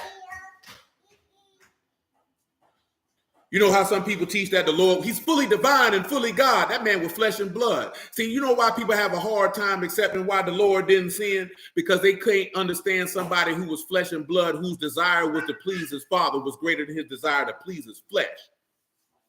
So you have to come up with some construct of why it was possible for him to do it, to justify why you don't want to do it. Because you can't understand somebody loving the Father more than he loves self. See, he called us to teach us the law. That man taught you how to love God. That's what he wanted you to do. But because you didn't have, he said he endured the stake for the pain for the joy set before him. That whatever you dealing with, the joy of the kingdom is not enough for you. So you don't want to deal with it. You won't endure it. That's the difference. That's why he say Moses had respect for the recompense of the reward. That's the difference. That's why he said, I'd rather suffer with the sons of God than enjoy the pleasures of sin for a season. Because he had respect to the recompense of the reward. When you don't respect the reward, you're not going to go through nothing. Let me get in because I ain't finna have y'all on here all night tonight. Let me finish at Genesis 11. We got a lot to deal with. We're going to work through it. Praise you. Verse 6 of Genesis 11. And Yahuwah said, behold, the people one, they all have one language. And this they began to do. And now nothing will be restrained from them, which they have imagined to do. Go, let us go down there and confound their language, that they may not understand one another's speech. So Yahuwah scattered them abroad from thence upon the face of the earth, and they left off to build the city. Therefore the name of it is called Babel, because Yahuwah did confound their language of all the earth. From thence did Yahuwah scatter them abroad upon the face of the earth. Now you ain't finna build a city, I'ma build it. And that's why when you see them bringing them back to having one pure language like Isaiah and Zephaniah, it's because what they intended to do with the Tower of Babel, Yahuwah gonna do it. And he actually gonna do that when New Jerusalem come down. Because you're not finna make a city. I'm gonna make the city. You know what I'm talking about? See, we don't pay attention that the Tower of Babel is a forerunner to what we're gonna go down at the end. Because why is he giving you a pure language at the end if he scattered the languages in the beginning? Because man wanted to do the work instead of letting God do his. And that's our biggest problem. That's our biggest problem to this day. Zephaniah chapter 3. Let Yahuwah be Yahuwah. You ain't got to be in Yahuwah's shoes, baby. Just buckle up and go for the ride. Some of y'all old ladies, like they say they want to be passenger princesses, ain't it? Well, just sit in the passenger seat, nigga, and stick your feet out the window and ride, nigga. Some of y'all like to be like dogs, so stick your head out the window. Let your hair fly. Hush your mouth. Right hear all that. I don't know what you talking about. That'd be nothing. I don't know what she be talking about, but she be dead serious about whatever it is she talking about. Come over here to Zephaniah 3 and 9. For then will I turn the people of pure language, that they may all call upon the name of Yahuwah to serve him with one consent. For beyond the rivers of Ethiopia, my suppliants, the daughter of my dispersed, shall bring my offering. And that day you shall not be ashamed for all your doings where you have transgressed against me. For I will take away out of the midst of you them that rejoice in your pride, and you shall be no more haughty because of my Kadash mountain. I'll also leave in the midst of you an afflicted and poor people, and they shall trust in the name of Yahuwah. The remnant of Yasharal shall not do iniquity, nor speak lies, neither shall deceitful tongue be found in their mouth. They shall feed and lie down, and none shall make afraid. We already talked about that last week. What's in verse 13 right here? Ain't nobody sinning there. Everybody gonna lay down safely, and ain't nobody gonna make you afraid. And that's what it said in Ezekiel 39. Ain't that what he said in Revelation 21? That's what's going down. I mentioned Isaiah 4. We can get it in a second. Sing, O daughter of Zion. Shout, O Yasharal. Be glad and rejoice with all the heart, O daughters of Jerusalem. Yahuwah have taken away your judgments. He have cast out your enemy, the Malach of Yasharal, Yahuwah, in the midst of you. You shall see no evil anymore. And what you haven't realized, if you ain't picked up what we've been putting down on all the stuff we've been looking at, we're talking about how these people won't commit sin. That's why he said in that place you'll be called the sons of the living God. Because everybody be there will be a son. It's not if there'll be a son, where they might be a son. Everyone in that, amen, Brother Mark, everybody in that place going to be a son. See, come over here to Isaiah chapter 4 and now swing back to Revelation 12. We still ain't going to get to all that in Revelation 12. Now I can see that now. I got 7 minutes.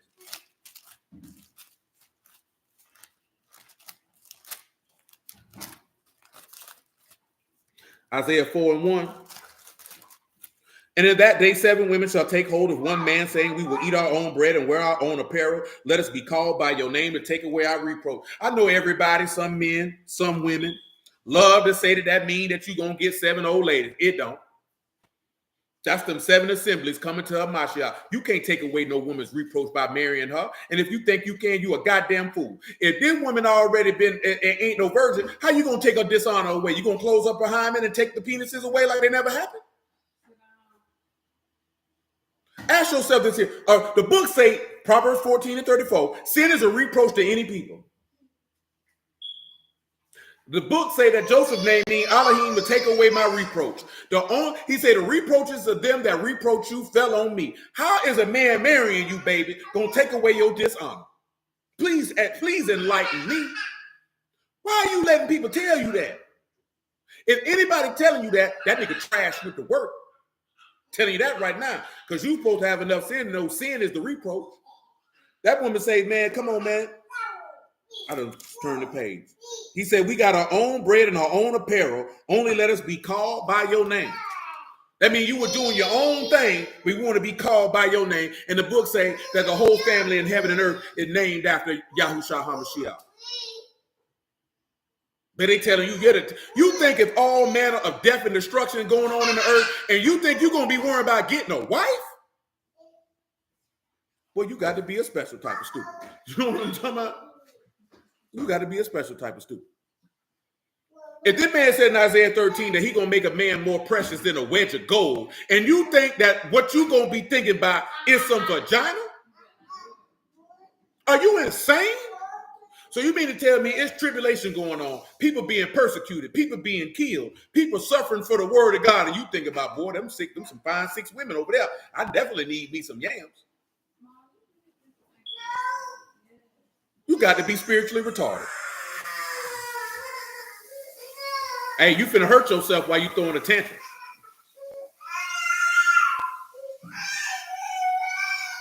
I don't care. I'd have hit you with this rolling pin. Let's continue. Isaiah 4:2. Hush your mouth.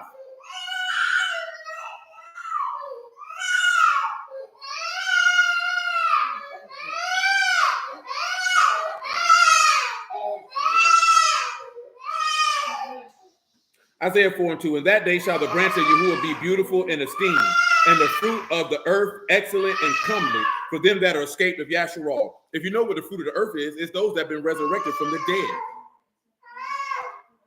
It shall come to pass, left in Zion and remain in Jerusalem, he shall be called Kadash, every one that is written among the living in Jerusalem. If you're written among the written, that means you're written in the book of life. If you're written in the book of life, that means you're written in the genealogy of the sons of God. That's what that means. What you think that means when they say written in Jerusalem? That's talking about the book of life. The book of life is literally, if Adam is a living soul and he the first man written in the genealogy or written in the book, what you think that means? Verse 4, when the Lord shall have washed away the filth of the daughters of Zion and purged the blood of Jerusalem from the midst thereof by the ruach of judgment and by the ruach of burning. This is why he's burning the world up. And you know why he got to purge Jerusalem of that? Because Jeremiah 52 tell you that innocent blood been shed in Jerusalem. Yeah, that's what it takes. But let's continue. And Yahuwah will create upon every dwelling place of Mount Zion and upon her assemblies a cloud and a smoke by day and a shining of flaming fire by night upon all the esteem of defense. And there shall be a tabernacle for a shadow in the daytime from the heat and a place of refuge and for covert from storm and from rain. See, Isaiah 4 is giving you insight into New Jerusalem and the redemption of Yasharal. This ain't talking about you getting no 7 wives, boy. See, we too carnal-minded to understand that because everybody just wants a monkey. That's what a lot of people, man, I keep telling you ladies this here, man. Now, most of you sisters on here married. I'm going to run this Revelation 12 down, and then I'm going to hit Meek off with what I told I was going to hit off, then we going to slide. Let me tell y'all something, man. Revelation 12:1. I think we started reading it the other day because we're not going to get into it tonight. I already know this. Well, Revelation 12:1. I done told y'all that before, man. A lot of these boys couldn't get no women before they was in the word. They couldn't get no women. So they have to come up with that. Look at, man, when you run across a dude and he trying to convince you of something to be with him, he a sucker. You know why? Because that means you don't like him. So any man who trying to convince you to be with him, you already need to walk away from that. I done told you plenty of times. If you believe in polygyny, bro, that's between you and Yahuwah. He'll deal with you when you see him. But if you got to convince a woman to be with that, she don't like you, bro. Because you telling her what type of time you want, and she telling you she don't want it. So for you to say, oh, you a wicked woman, this, that, there, and the third, you want pity coochie, bro? You want a woman who gonna be with you who don't really want to be with you? What type of interaction you think you're gonna get from that woman, bro? Why would you not want a woman who wants you and want to be on what you own? You don't need to be trying to convince no woman to like you, bro. If she not on what you own, bro, walk away. What's wrong with you? See, you women, you eat so wicked, is that there in the third. Man, let me tell you, I'm talking to you gentlemen, man. Stop doing that, my G. Stop being a buster. Straight up, man. Stop being a buster, bro. That's lame as all outdoors, man. If that woman don't want to be with polygyny, brother, that means she ain't the woman for you. Stop trying to get a woman to be with you because you can't get no women because you ain't got no je ne sais quoi. You ain't got no suave faire. You ain't got no game, no ism, no pimping, no nothing. You just a sucker with a Bible in your hand trying to convince a woman to be with you because you trying to scare into some fact that she ungodly and she don't fool with you. That means, boy, your meat was dry as a cement truck for many years before you picked up the Bible, brother. Don't use the Bible to get your meat wet, brother. Don't do that. That's shameful. Nobody in this book used Yahuwah to get no woman, man. If you got to try to use the word to get a woman to like your brother, you're lacking in a lot of areas. And what I mean by that is trying to read out the text to convince her to do something. If Alahym in you and she can't see the Alahym in you to fool with you, that means she's not the woman for you, bro. If you ain't out here begging people to love him, why are you? What's wrong with you? You need a hug, my nigga. Ain't nobody gave you no game, bro. Ain't nobody never talked to you before. Stop doing that. You embarrassing yourself. You're playing yourself, bro. You never want a woman who don't like you. If you have to convince a woman to like you, bro, she don't like you. Don't mess with her. Don't mess with her. I ain't talking about a woman you've been dealing with and y'all might have some issue. I'm talking about you had to convince her from the onset to like you, bro. That's not what you want, my G. You don't want nothing to do with a woman who don't like you. That's not what you want, bro. She ain't gonna move how you want her to move. She already don't want to be there. She think you're ugly.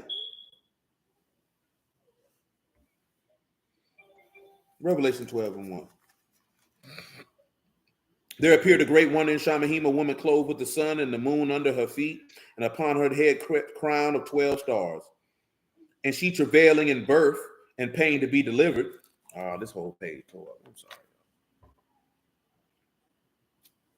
Then I'm going to read 1 Samuel 16 because I said that before we leave here.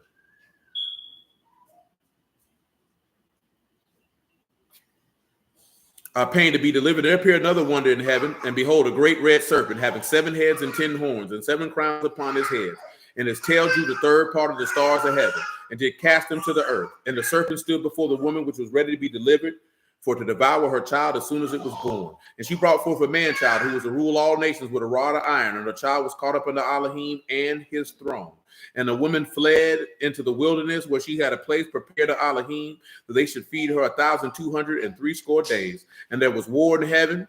Mikael and his Malachim fought against the serpent, and the serpent fought and his Malachim, and prevailed not. Neither was their place found any more in heaven. And the great serpent was cast out, that old serpent called the devil and Hashatan, which deceived the whole world. And he was cast out into the earth, and his Malachim were cast out with him. And I heard a loud voice saying in Shamahim, now has come salvation and strength in the kingdom of our Alahym and the power of his Amashiach, for the accuser of our brethren is cast down, which accused them before our Alahym day and night. Now we're gonna run back there because we got some things to deal with when it comes to that. Because remember Job 4:15, he charges angels with folly. But I want you to come over here to 1 Samuel 16, man. I want you to see what unclean spirits do. Unclean spirits don't make you go kill nobody, which is what they try to frame in that film. Unclean spirits don't make you do that. You know why? Because if the unclean spirit did the sin, then who Yahuwah got to condemn? He got to clean the unclean spirit. Oh, and I didn't get that for brother, what's his name? Brother Herman, man. I'm going to get that in a second. And then I'll run this down so we can get out of here. 1 Samuel 16:14. First thing at first is I want you to read verse 13. 1 Samuel 16:13. Then Samuel took the horn of oil and anointed him in the midst of his brethren. And the Ruach of Yahuwah came upon David from that day forward. So Samuel rose up and went to Ramah. But the Ruach of Yahuwah departed from Saul, and an evil Ruach from Yahuwah troubled him. Let's look at that, what that means by it troubled him. Don Joanne, I'm about to get your bye.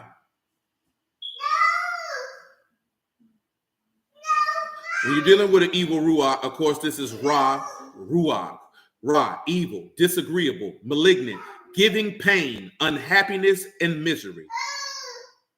So this is one of these things it's going to do. And it said that this evil Ruach troubled him. Troubled is ba'ah, to terrify, to startle, to dismay, to be overtaken by sudden terror, to be terrified, to be affrighted. Saul's servant said unto him, behold, now an evil Ruach from Alahym trouble you. They could see that this man was terrified and taken by sudden terror. Let our Lord now command your servant before you to seek out a man, a cunning player on the harp, and it shall come to pass when the evil Ruach of Alahym is upon you, he shall play with his hand and you shall be well. Notice that unclean spirit terrified that man. That's what unclean spirit going to do. And if they don't do that, they're going to cause you to harm yourself. Come over here to Isaiah 64. I say Egypt mentioned Isaiah 66 and 7.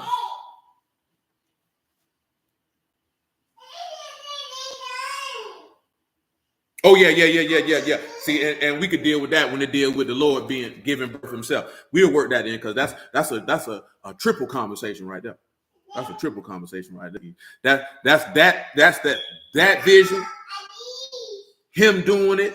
Oh, there's a whole bunch of stuff can come out of that. I ain't gonna lie to you. What it is it, I said Isaiah 64? Yeah, Isaiah 64 and 6, right? I'm gonna make it 64 and 5. You meet him that rejoice and work righteousness. Remember you in all your ways. Behold, you are wroth, for we have sinned, and in those continuance we shall be saved. But we are as unclean, and all our righteousness as filthy rags. And we all do fade as a leaf. Our iniquities like wind have taken us away. So when you look at filthy rags, it is Adah Beged. So, of course, when you do, Aid Beged. That's menstruation, a filthy rag, a stained garment. Figuratively, the best deeds of a guilty people. So when you look at it, all our righteousness as filthy rags.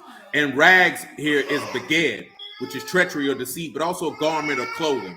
When you say our righteousness is filthy rags, it's kind of like what it said in Amos.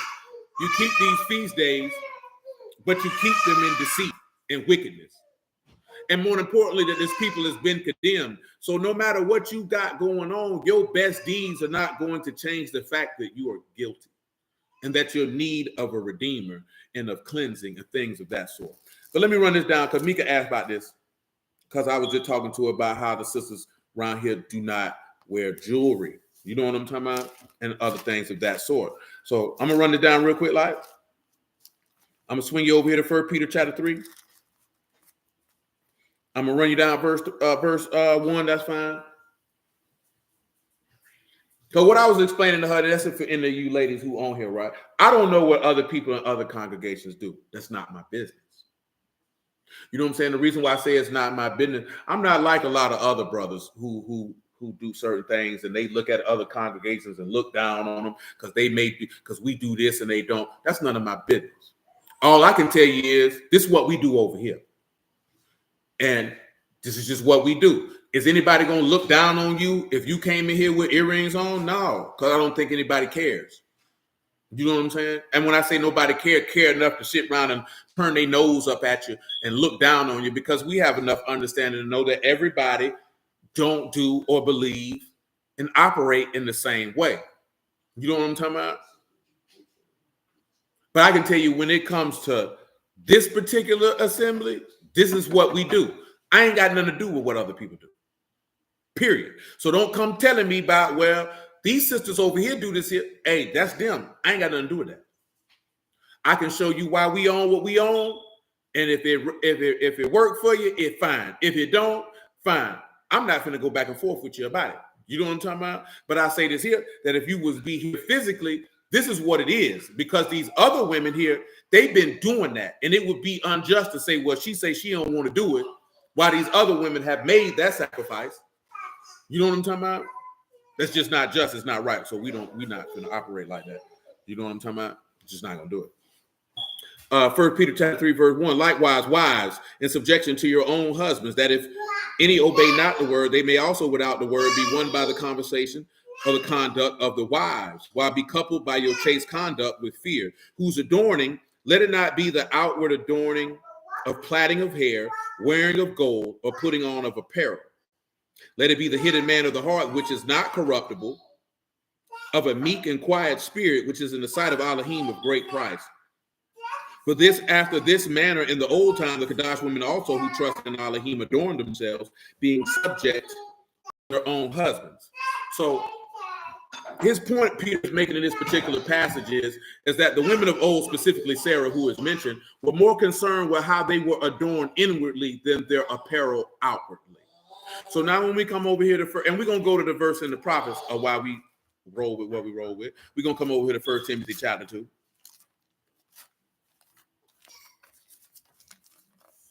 1 Timothy 2 and 9. In manner also that women adorn themselves in modest apparel, with shamefacedness and sobriety, not with broidered hair or gold or pearls or costly array, but which become women professing godliness with good works. So what does all those things mean?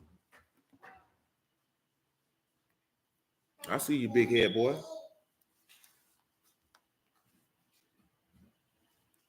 When it says that a woman should adorn herself in modest apparel, modest is cosmios, that is well arranged, seemly, and modest, orderly, decorous, of good behavior. As I was telling somebody the other day, apparel, of course, is garment, dress, attire, apparel. As I was telling them last night, there's not a single solitary time that anybody who don't know you should mistake you or misconstrue you for a whore. You know what I'm talking about? You cannot say you the woman of God and you walk around here and you got side boob, top boob, bottom boob. You know what I'm talking about? You walk around here, you want your collarbone showing, you want your midriff on to show your stomach. That's whore apparel. There's not a single solitary woman who could claim that she is Kadash and walk around here looking like a conscallywag in the street. There has to be a difference between you and them. If you so worried about being at this point, who the hell you showing your body for? Why in the hell you want anybody to see your shape and your figure and your titties and all that? Who you doing that for? If it ain't but for your own vain pride. Because if you got a man at home, what the hell you want other men looking at you for? Because we all out here not stupid. We know why the majority of women go out the door half naked. It's because they want attention from men. So if you got a man at home, why in the hell you want other men looking at you for?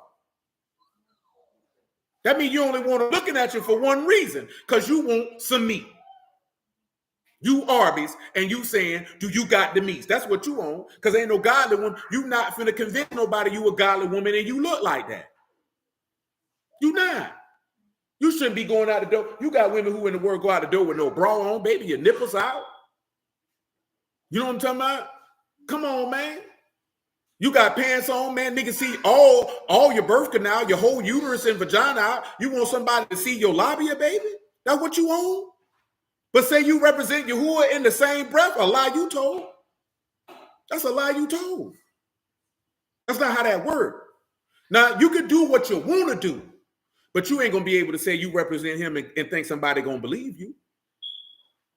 You out the door, man. People see your drawers all in your butt, man. What you got going on? Because either you don't care about Yahuwah or you want attention. You know what I'm talking about? And why would you want attention from man? Especially if you got a man. You want some nigga to tell you cute? That's what you got going on? Because if that's what you want, that means you don't like the man you got to the house. You don't even realize, man. Look at me. Let me tell you something, man. These boys were talking about this yesterday. I'm a firm believer in this here, male or female. Well, if you got hoe in you, boy, that's who you is. And you really just suppressing who you really are. And see, one thing about it, boy, if you a hoe, when I say when you a hoe, and I'm not talking about just any gent, I'm talking about when you a hoe, and you going against who you are, it pain you. And one day, you just don't let that out. Because see, if you ain't mortified your members, man, and made you a new heart and a new spirit, then you just a hoe on parole. You know what I'm talking about? As soon as you get off papers, you finna go back to hoeing. Because fundamentally, that's who you are at the core. You haven't been converted. Because if you walk around here trying to court attention and get attention, oh, you's a hoe. Ain't no if you's a hoe. It's a matter. It's you gonna show you a hoe. Don't be no hoe. You know what I'm talking about? Now, when you look at shamefacedness, because being a hoe don't pay. Because if you around here trying to court attention and get knocked up and you get up with a wet behind and a dry pocket, baby, that was just a waste of vagina. Baby, what you got going on? You misused that. When you're dealing with shamefacedness, that's a sense of honor, modesty, reverence, regard, respect, a sense of shame, bashfulness towards men, awe, respect. See, this is what it means to be a godly woman. You know what I'm talking about?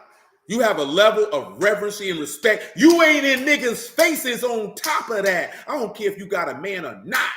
See, when you ain't a hoe, you ain't batting your eyes at every nigga who walk by. You ain't on that type of time. That's what he said in Ezekiel. You open your feet to everybody that pass by. When you a woman who value her body, then you ain't in every nigga face. You can't be that pressed for a husband. That means you're desperate. That's how a lot of these women who be in the word get caught up with no good scallywag punk bastards, because you're desperate. So you taking the first nigga who bled his eyes back at you. That's not how godly women operate. When you look at sobriety in this aspect is sophorene, and that is self-control. Sobriety, soundness of mind. You got control over yourself. Now, where do we get this from about the aspect of not rocking the jewels? You dig? Come over here to Isaiah chapter 3. Because when you sit back and you look at this and you see the apostles, because you have to know the apostles got this from somewhere, it's because Yahuwah took these things from you. And he took these things from you for a reason. Because they contributed to your inability to actually serve Yahuwah. And when you pay attention to Ezekiel 16, you see that he took these things from Yasharal. So when you see him taking them from the people as a whole, you can see why he would take it from the natural woman as the parallel. But a lot of brothers don't pay attention to that because they want stuff laid out plain. But if you have understanding, you see what you see. If you agree, you agree. If you don't, you don't. I'm not finna argue with you. That's what I'm not finna do. All I'm gonna tell you is this is what we do over here. I ain't got nothing to do with what they do over there. But I'll tell you like this here. Now, if you got a husband and you dress like a whore, I'm gonna talk to your husband. I ain't gonna say nothing to you. Ain't my place to say nothing to you. I'm gonna say something to your husband. Hey, man, you need to get your old lady in line. Because if you got a husband and you dressing like that, that means he condoned it. So I'm talking to him. If you go out the door looking like a common scallywag, like a real deal prostitute, that means he condoned that. And now I need to see what he got going on. You know what I'm talking about? Because why you condone that? We got little girls around here. You want them little girls to think they can go out the door looking like that? Now, if you ain't got no husband, I'm coming straight to you, and I'm gonna come talk to you. You know what I'm talking about? Like, hey, man, this not what we do. I ain't gonna walk up to you and say, you maggot whore. The only way I'm gonna go off on you and start calling you a whore and you slut is if I done had to tell you that multiple times and you just like, screw me. You know what I'm talking about? At that point, I take it as disrespect. I'm gonna go off on you. You know what I'm talking about? But if you ain't just said bump me, then no, I'm not gonna go off. The reason being because when it comes to the body of believers, I'm over that house. You're not gonna disrespect me in my house. That's what you're not gonna do. Because you can dress any way you want to, but you ain't gonna dress like no funky slut around here, not in my house. That's what you're not gonna do. You can go dress like a whore in the street. We're not doing that over here, no man. Isaiah 3:16.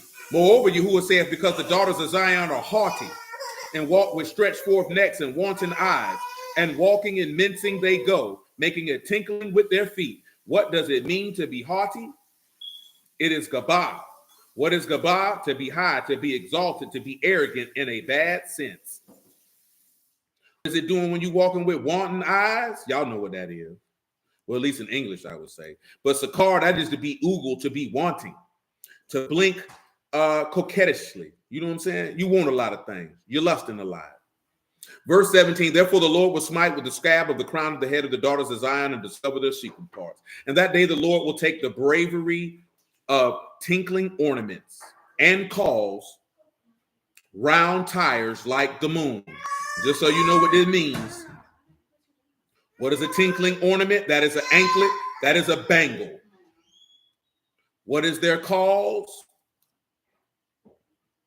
That is a front band. or netting for the hair. What is round tires like the moon? That is an ornament, a round tire like the moon, or a pendant for the neck. Basically a chain and a charm. Then he tell you the chains and the bracelets and the mufflers. What is the chains? That is a pendant, that is an ornament, specifically pearls. And you see where Paul made mention of that with the pearls. Of course, bracelets is self-explanatory. And then, of course, you have mufflers. What is a muffler? A muffler is a veil, a long veil, which, of course, you know, at that time, that was a serious deal. The bonnets, the ornaments of the legs, the headbands, the tablets, and the earrings. What is a bonnet? That is a headdress, an ornament, or a turban, but more specifically, a fancy headdress. What is the ornament of the legs? Of course, you know that is an anklet, a stepping chain. What is a tablet? Earrings are self-explanatory. That is nefesh, bat. So, you know, that's the soul of the creature, you know what I'm saying, or the soul of the house. When he talking about, I'm going to take them tablets from you. And, of course, earrings are also an earring, charms, amulets, things of that nature. The rings and the nose jewels. Rings, of course, is a ring, a signet ring. Nose jewels, obviously, is a nose ring. This man is very, very detailed. The changeable suits of apparel, the mantles, the wimples, and the crisping pins. Changeable suits of apparel, a robe of state, which of course it is a very expensive article of clothing. That's why you see no king's houses. What is a mantle? That's an over tunic or a cloak. What is a wimple? Wimples are again another cloak, another veil. What is a crisping pin? A crisping pin is a bag or a purse. He said the glasses, the fine linen, the hood, and the veils. When they say glasses, it's not talking about eyeglasses. It's talking about a table, a tablet, a mirror, a flat, shiny ornament. Of course, fine linen, self-explanatory. Then it should come to pass, a sweet smell should be there instead of stink, instead of a girdle or rent, instead of well-set hair, baldness, instead of a stomach or a girdle, a sackcloth, and burning. You know, that's what brothers show. See, that's why the black woman be bald. No, that's what the stupid stuff. You know what I'm talking about? But when you see what Paul and Peter wrote as it pertains to why godly women don't possess those things, it's because the Lord took those things from you. And he took them things from you because of your pride. Which again, if you go read Ezekiel 16 and you go read Deuteronomy 32, Yeshurun, wax, fat, and kick. You know you got pink eye. You don't need to be in their face. You close to him now. You are highly contagious. I know you don't understand the contagiousness of conjunctivitis, but it is highly contagious. And he can't stand that. Everybody else in here can take it. He's not old enough to take that. His immune system is not strong enough to deal with that. It could affect him in a more harsh manner than it affects you. So you have to think about him and not your desire to want to talk to him. Y'all willing? You're going to be alive. He going to be alive. He ain't going nowhere. When your conjunctivitis passed, then you can. But as long as you got that, you cannot be in his face. And when I say in his face, I'm talking about in very close proximity because it's highly contagious.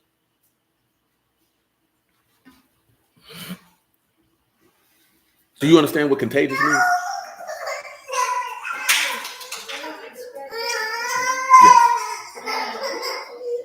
So that's why we on that. Of course, some people argue about Deuteronomy 22:5 about what pants means and this, that, there, and the third. Our women don't wear them.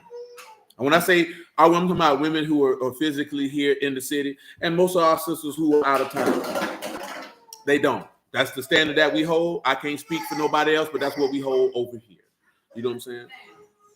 This is only getting mentioned because when we was on Clubhouse, Sister Mika asked about that, man. I told her I would run that down for her. You know what I'm talking about this evening, to let that be known. And there might be a sister on here who didn't know that that's what we do, and there's that. But that's what we only did. What it is. It ain't. I remember some sisters years back were like, it seems like women have to give up more than men do. It's not that women have to give up more than men do. It's just the things that women have to sacrifice are more important to you because you put a lot of onus on your outward appearance and your physical beauty. You know what I'm talking about? Because we don't live in a society that teaches you to actually cultivate beauty from the inside. You know what I'm saying? Our women don't wear makeup and they don't wear weave. I don't know why you would want to spend money on wearing somebody else's hair anyway. You know what I'm talking about? Anyway, if you want to wear it, that's your business. You know what I'm talking about? But as a man, I don't know why you find that attractive. You know what I'm talking about? Because that's not what she really looked like. See, I want to see what you look like when you get up in the morning. But I'm also from a different time. I never liked weave, and I never liked women who wore makeup. You know what I'm saying? But I'm from the 90s, so people didn't wear all that type of stuff back then. You know what I'm saying? Because now these women look like trends. You know what I'm saying? That's another example of how Satan done duped you. You done let faggots influence you to look like faggots. You going out the door looking like a nigga who want dick. He want the same thing as you want, but he got what you want. How in the world did you end up following behind faggots? Ask yourself that question. You wear makeup like homosexuals. Women go outside. I just seen a woman had an outfit on and her whole vagina was out with no drawers. That's why you have to make a distinction between you and them. You can't get caught up in your pride of I want to do what I want to do. You have to make a distinction between you and them so they know you belong to you all the way around the board. Because if you worry about being cute, you're going to be cute in hell. I'm telling you, there's going to be a lot of beautiful women in hell. I can tell you that right now. I was telling Trad this the other day, and I firmly stand behind this here, right? You know what I'm saying? He said, here's something for you. An old man told a young dude that he was in love with Wonder Woman. Nowadays, you got to wonder who is whatever. And it's not to say that women who in the word are ugly, but the upper echelon women who can be considered to be dimes and nines and tens, they ain't gonna never be in the word because there's too much restrictions on them. You know what I'm talking about? See, extremely beautiful women, they don't have to go, they don't want to go for those restrictions because there's too many suckers who won't hold them to nothing. You know what I'm talking about? It's too many. Now, I've always told you this here, majority of people are average looking anyway. What does that mean? Everybody comes from the same people. So it's not a whole bunch of extremely handsome men walking the earth, just like it's not an extreme amount of gorgeous women walking the earth. That's just the reality of life. That don't mean that people are ugly, but you talking about somebody who you turn around and be like, boy, that's the most beautiful woman I ever seen. It's not that many women out here look like that. And I'm talking about with none of that doggone cake on their face. You know what I'm talking about? Because a lot of the women who people be looking at on TV, who they consider to be gorgeous, that's not how that woman look when she take that doggone clown mask off her face. You know what I'm saying? But these are women who their beauty is only by what they are on the outside. See, you know you got something if your woman look good on the outside, but her spirit is just as beautiful on the inside. That's why the book tell you that virtuous woman, that favor is deceitful and beauty is vain.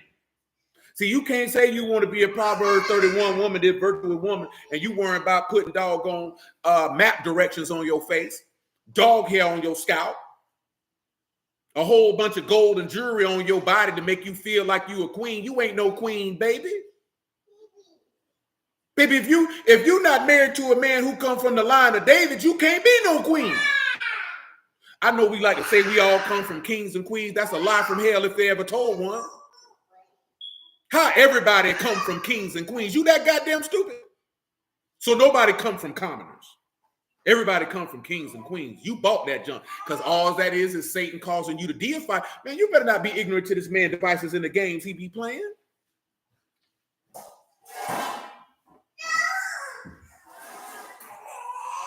Well, let me get off here because I'm going to have to break this baby neck over here. You know what I'm talking about?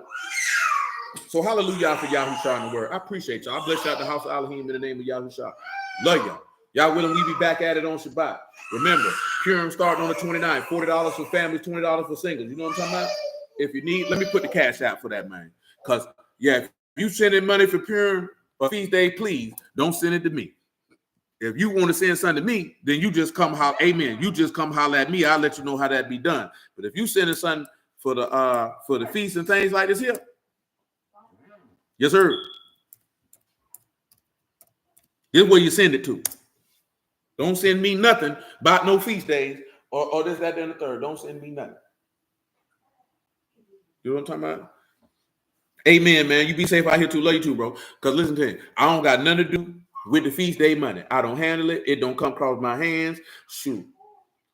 Muffin barely tell me how much money in there. You know what I'm talking about? She just let me know what she need when she need it.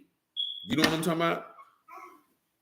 Or how much more she gonna need to facilitate what needs to be done. I ain't never handled it, and that's just what that is. You know what I'm talking about? So that's where you send that at. Just make sure if you ain't sure that's the right one, holler at me first before you send it now, because you know Cash App ain't gonna give you your money back.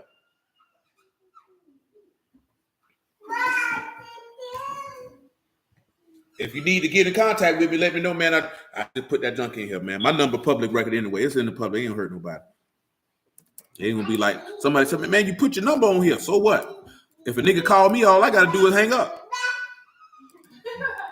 You know what I'm talking about? Nigga be saying that junk like, don't put your number out there. If I don't want to talk to a nigga, I know how to hang up. Nigga, phone's got a block option. You niggas act like you don't know how to block a nigga if you don't want a nigga to call. You act like you got just because a nigga called, you got to answer. Come on, man. Hold on, Emma. I'm finna tell you right now. I ain't know if I ain't send it to you. If I didn't, that's my bad. I'll send it back to you. I'll make sure I send you that. It is April 1st to April 9th. They are the dates are in the community tab on the channel too, Emma. But April 1st to April 9th is the time period for unleavened bread. But yeah, if not, man, I'm finna eat, man, because I ain't ate all day. All I did was drink 2 protein shakes, well, 3 protein shakes. That's all I done did. I'm finna see what they got going on over here.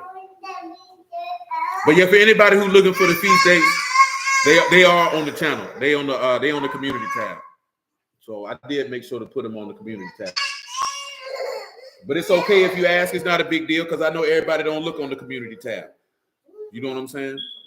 So that's okay. It's never a problem to ask questions about stuff, man, because I don't be going community tabs for a lot of the channels that I'm subscribed to unless it come up in the feed when I'm looking in subscriptions on videos that just been recently uploaded. So, yeah, like I said, also, if you're on Facebook and you want to be added to the Facebook group for the congregation, just let me know. You know what I'm talking about? And we can send, send a friend request, whatever the case may be, and I can add you in there. Because I can't put more announcements in the group, and then it's announcements made in the group chat along with that. You know what I'm talking about? So, yeah. So y'all willing, man, to Shabbat, man, and we're gonna be back at it.